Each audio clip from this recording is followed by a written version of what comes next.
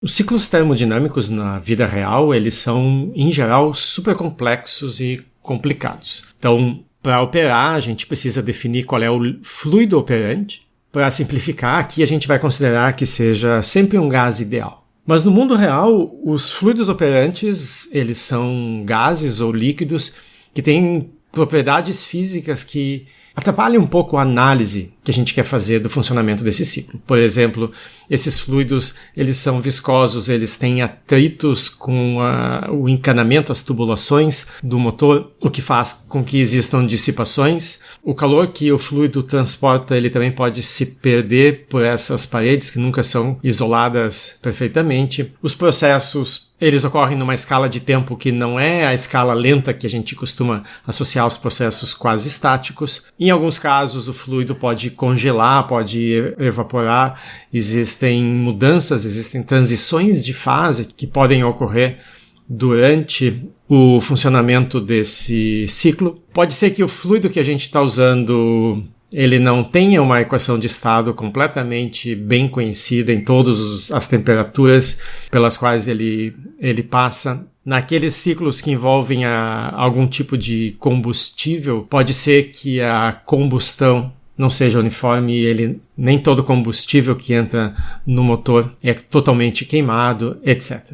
Então, o que a gente faz para poder analisar esses processos é utilizar uma idealização dos processos envolvidos. Embora a gente possa nem poder identificar exatamente quais são os processos onde começa e termina um determinado processo no ciclo real, o ciclo idealizado ele já é bem mais simples, né? Então aqui, por exemplo, a gente tem 4 processos no ciclo transformado que mais ou menos reproduzem aquele ciclo arredondado que ocorre na vida real.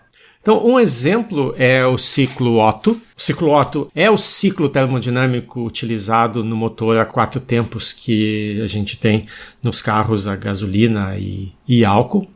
Então, vamos supor que a gente tenha um único cilindro e o pistão dentro desse cilindro pode se mover para cima e para baixo e comprimir e expandir uma mistura de ar e combustível que vai ser colocado dentro da cavidade desse pistão. Então, se a gente começa com o pistão lá em cima, à medida que o pistão desce, no início do ciclo, na primeira etapa, então, do ciclo, se abre uma válvula e à medida que o pistão desce, ele puxa ar da atmosfera junto com essas gotículas de combustível. Então, essa é a primeira etapa, é uma etapa de admissão, onde entra gás e combustível no sistema. Aí o pistão chega lá na parte de baixo, e a gente vai para a segunda etapa, quando ele começa a subir. Então, aquela válvula que estava aberta antes para admitir o gás, ela fecha.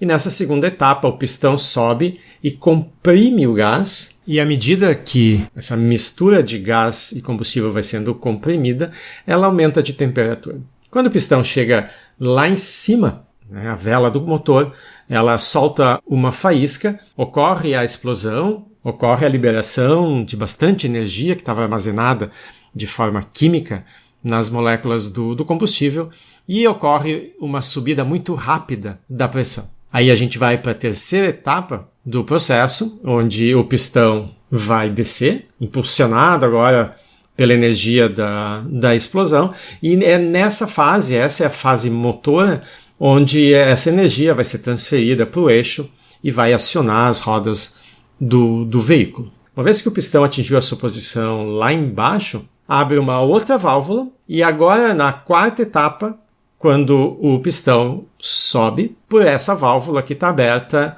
aquela mistura de ar e combustível queimado vai ser liberado para a atmosfera. Aí essa válvula fecha e agora a gente retorna para a fase 1, o pistão vai descer, admitir ar, etc. Então o nosso ciclo depois dessa quarta etapa foi fechado. E isso é um ciclo termodinâmico. A representação desse ciclo num diagrama PV, ela é bastante mais complexa do que a idealização dele que a gente costuma analisar. Tá? Então, o nosso ciclo Otto idealizado, que é o que a gente vai analisar quantitativamente, é então um ciclo composto de 2 processos isovolumétricos e 2 processos adiabáticos.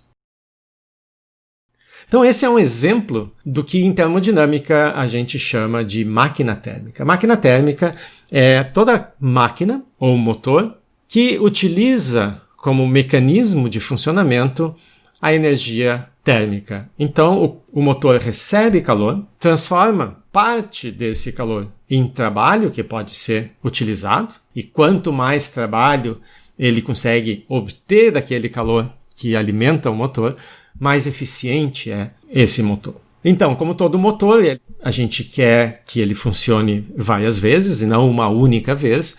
Então, ele precisa trabalhar ciclicamente. A sequência de processos tem que terminar no estado inicial do sistema para que todo o processo possa ser repetido.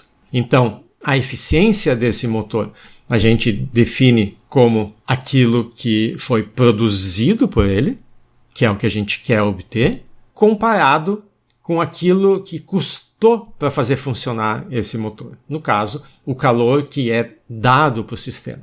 Então, esse motor, em todo o ciclo de funcionamento dele, ele vai absorver uma quantidade total de calor. Se eu tiver várias etapas nas quais entra calor no sistema, eu tenho que contabilizar todos os calores dessas etapas e eu uso o trabalho total produzido durante o ciclo, né? Então, o ciclo, num diagrama PV, ele vai ser dado por um caminho fechado, então vai ser a área dentro desse caminho fechado. Então, a definição de eficiência, que é o que a gente obtém pelo que custou para obter, vai ser o trabalho dividido pelo calor que entra no sistema. Então, aqui nessa representação, a gente tem um motor simples que funciona utilizando dois reservatórios térmicos, um a temperatura T1, outra temperatura T2, T1 é maior do que T2, T1 é o reservatório quente, T2 é o reservatório frio. Então o reservatório 1 é aquele que cede energia para o nosso motor, então é o calor que vem do reservatório Q1 que faz funcionar essa nossa máquina térmica. Esse é o custo de funcionamento, então a gente divide o trabalho obtido por Q1 para obter a eficiência desse motor. A gente pode reescrever essa eficiência agora usando a primeira lei da termodinâmica. Então, aqui no diagrama, a gente vê que a energia que entra no sistema, Q1, tem que ser igual à energia que sai do sistema. A energia pode sair na forma de trabalho ou na forma de calor. Essa igualdade é simplesmente conservação de energia. Eu posso, então, substituir esse trabalho aqui por essa expressão e a gente, então, escreve eficiência em termos do calor que entra e do calor que sai. Notem que, por definição, essa eficiência ela tem que ser maior ou igual a zero.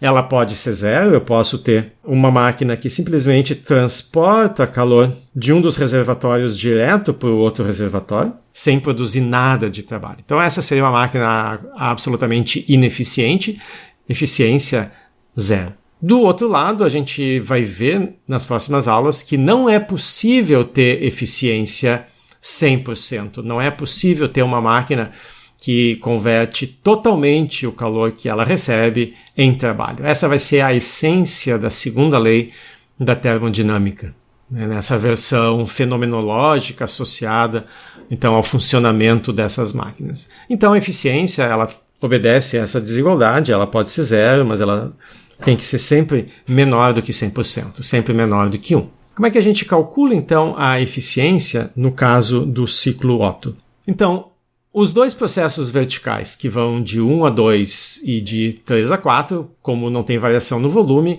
eles não contribuem para o trabalho total. Então, as únicas contribuições vêm das etapas adiabáticas, que vão de 2 até 3, e depois a compressão de 4 até 1.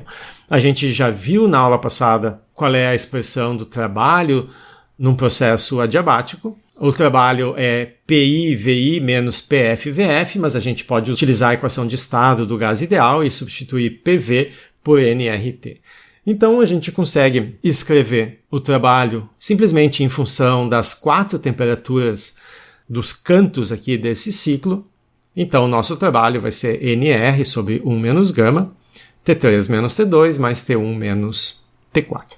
Lembrem que o trabalho dividido pelo calor que entra no sistema é a nossa eficiência. Então a gente precisa calcular quanto calor entra no processo. O calor entra na fase que vai de T1 até T2. Então, nesse processo em que aumenta a pressão do sistema sem aumentar o volume, é porque ele está recebendo calor. A fase que vai de 3 para 4, ele diminui a pressão sem aumentar o volume, então ele perde calor. Então, a etapa que nos interessa é a que vai de 1 a 2. E o calor é N, o número de mols, vezes o CV, é um processo a volume constante. A gente está supondo um gás ideal, então o CV do gás ideal é FR sobre 2. Vezes o ΔT, temperatura final menos inicial, T2 menos T1. Então a gente precisa dividir essas duas expressões. Só que a gente pode usar o fato de que F e gama são relacionados para eliminar esses termos em F e gama que aparecem. Então, como gama é 1 mais 2 sobre F, esse F sobre 2 que aparece na expressão do calor pode ser escrito como 1 sobre 1 menos gama, que é o que aparece na equação do trabalho. Quando eu for dividir um pelo outro, eles vão simplificar. Então, quando a gente calcula agora a eficiência W sobre Q1, 2, esse coeficiente multiplicativo NR sobre 1 menos gama, que aparece tanto no calor quanto no trabalho, simplifica. E a gente fica simplesmente com T3 menos T2 mais T1 menos T4 dividido por T1 menos T2, que pode ser escrito como 1 menos essa expressão T3 menos T4 dividido por T2 menos T1. Que pode ser simplificada um pouco mais para não aparecer as 4 temperaturas. Se a gente lembra que como os processos 2 a 3 e 4 a 1 são adiabáticos, a gente pode utilizar o fato de que a temperatura vezes o volume elevado na gama menos 1 ao longo de todo o processo é uma constante. Isso faz com que a temperatura no ponto 2 vezes o volume 2 na gama menos 1 seja igual à temperatura 3, V3 na gama menos 1, e a mesma coisa para 1 e para 4. E dessas duas equações, a gente vê que a razão T2 sobre T1 é igual à razão T3 sobre T4, o que permite simplificar a expressão do eta para aparecer só duas temperaturas, 1 menos T4 sobre T1. O segundo exemplo que a gente vai discutir na aula de hoje é o ciclo de Carnot. O ciclo de Carnot é extremamente importante do ponto de vista conceitual da termodinâmica, como a gente vai discutir nas próximas aulas. No contexto da aula de hoje, o interesse é calcular a eficiência desse ciclo. Então, como o ciclo Otto, ele também é composto de 4 etapas, e essas etapas são... Então, começando no ponto 1, onde o sistema, como ele está em cima da isoterma TQ, essa é a temperatura dele. Então, isso significa que o sistema está em contato com o reservatório a essa temperatura e ele vai se expandir indo até o estado 2 ao longo da isoterma. Então, nessa expansão isotérmica, o sistema absorve calor do reservatório e o trabalho realizado por ele, ao se expandir, é positivo. Depois, ele diminui a sua temperatura, indo do estado 2 para o 3, baixando da temperatura TQ para TF, através de uma expansão adiabática. Então, não há troca de calor e, como o volume está aumentando, o trabalho continua sendo positivo. Agora a gente começa a fechar o ciclo. Então, o sistema é comprimido isotermicamente ao ir de 3 para 4. Então aqui de novo o sistema está em contato com outro reservatório térmico, esse é uma temperatura mais baixa TF, e à medida que ele é comprimido como um gás ideal, a sua energia é só função da temperatura, então ao longo desse processo a energia tem que permanecer constante, mas o trabalho sendo negativo, isso faz com que a energia do sistema aumente. Então ele precisa perder exatamente a mesma quantidade de energia para manter constante a energia interna. Então, ele precisa perder calor para esse reservatório térmico. Então, de 3 para 4, o calor é negativo, está saindo do sistema. E, finalmente, o ciclo é fechado, o sistema passa do estado 4 para o estado inicial, o estado 1, através de um segundo processo adiabático, dessa vez uma compressão adiabática. Então, de novo, o calor trocado é nulo, e como é uma compressão, o trabalho é negativo e a energia do sistema está aumentando. O que a gente quer fazer é calcular a eficiência desse processo e o primeiro ingrediente é o cálculo da área dentro desse ciclo, ou seja, o trabalho total. Para isso a gente precisa contabilizar as 4 contribuições, o trabalho de 1 até 2, de 2 a 3, de 3 a 4 e de 4 a 1. Os 2 primeiros são positivos e os segundos, que são associados às compressões, são negativos. Nos processos 1 e 2 e 3 para 4, a gente tem então um calor que entra e um calor que sai, respectivamente. Então, nesses processos isotérmicos, a energia interna se mantém constante, então ΔU igual a zero. Pela primeira lei da termodinâmica, então, o calor e o trabalho precisam ser iguais, logo a gente pode usar a expressão do trabalho numa expansão ou numa compressão isotérmica para obter esses calores. Então, o calor de 1 para 2 vai ser NR, a temperatura em cima da qual o processo se desenrola, ou seja, da isoterma TQ, vezes o logaritmo do volume final pelo volume inicial. O volume final, V2, é maior do que o volume inicial, V1, logaritmo de um número maior do que 1 é positivo. Na compressão, a temperatura associada é TF, e o logaritmo do volume final, que é V4, sobre o volume inicial, que é V3, sendo o logaritmo de um número menor do que 1, vai ser negativo, porque é um calor que sai. Então, para o cálculo da eficiência, só nos importa o calor que entra no sistema, ou seja, Q12, e a gente precisa então dividir isso pelo trabalho total. A primeira coisa que a gente nota é que como o trabalho nos trechos adiabáticos ele só depende da diferença das temperaturas, e nos processos 2 a 3 e 4 a 1, que são os 2 processos adiabáticos, são as mesmas 2 temperaturas envolvidas, só que em ordem contrária, esses 2 trabalhos acabam se cancelando. Então, na expressão do trabalho total, só sobrevivem aqui as contribuições do 1 para o 2 e do 3 para o 4, que são exatamente as mesmas expressões que a gente usou há pouco no cálculo do calor. Então, o trabalho total é simplesmente NRTQ, ln V2 sobre V1, mais NRTF, ln de V4 sobre V3. A gente coloca então esse trabalho total dividido pelo calor da expansão isotérmica 1 para 2, que corresponde também a esse primeiro termo aqui do trabalho. Os N's e os R's que aparecem em todos os termos se cancelam e a gente pode então escrever esse TQ ln de V2 sobre V1 dividido pela mesma coisa aqui no denominador dá 1 e uma segunda contribuição TF sobre TQ vezes a razão dos 2 logaritmos. Notem que até agora, nessa expressão, não tem nenhuma influência dos processos adiabáticos, exceto eles terem desaparecido aqui na expressão do trabalho. A gente pode usar, então, esses 2 processos para simplificar e eliminar a dependência desses logaritmos e dos volumes. Então, no processo adiabático que vai do estado 2 para o estado 3, a gente sabe que a temperatura vezes o volume na γ-1 do estado inicial. A temperatura do estado 2 é TQ e a temperatura do estado 3 é TF. Então, TV na γ-1 é constante, a gente compara então essa expressão no estado 2 e no estado 3, e no segundo processo a gente compara o estado 1 com o estado 4. Então, dividindo essas 2 expressões, uma pela outra, as temperaturas se simplificam, a gente pode eliminar também os expoentes, porque são iguais, e com isso a gente vê que V2 sobre V1, que é o argumento do logaritmo no denominador, aqui na expressão em cima, é igual a V3, V4, que é o inverso do argumento do logaritmo no numerador.